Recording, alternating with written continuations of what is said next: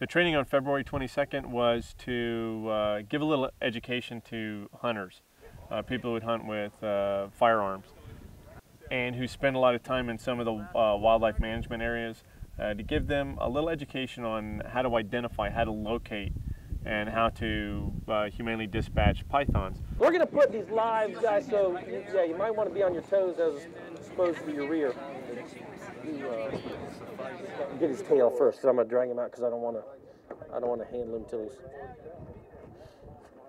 What's that right? It's right there.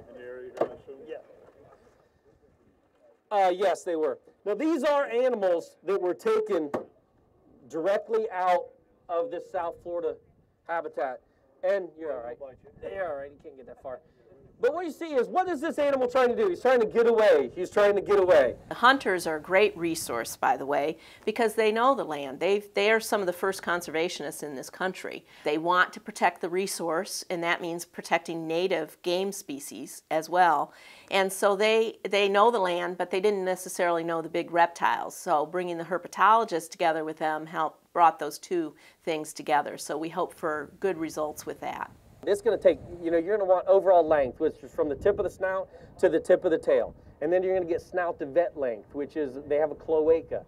This is all if you want to get down and dirty and get all the data we need. But once you get all that information, technically, you've collected the data and they don't need the head. I have been on 2 of the times we've taken people out into the Everglades to search for pythons, and both times the particular groups I were with found a python. Finding a python was like icing on the cake, because just teaching them about it and them seeing the animals, seeing how they react and respond was the most important bit. The fact that we found a python, especially the weather, considering the weather that day, it was cool.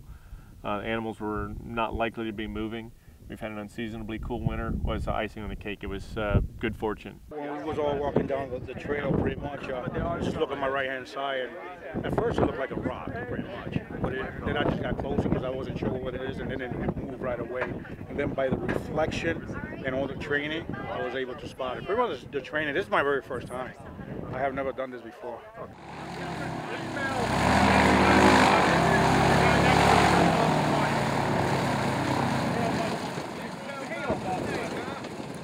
How are you doing? Great to see you again. I didn't think we could find any at all. That's true. Hey, well, that's 60 more pair of eyes. Yeah, right. It's about a 5.5, 6 footer. The more people you get to do this, the more animals are going to be removed. Because you're dependent on a degree of knowledge about the animal's habits and then a great deal of luck.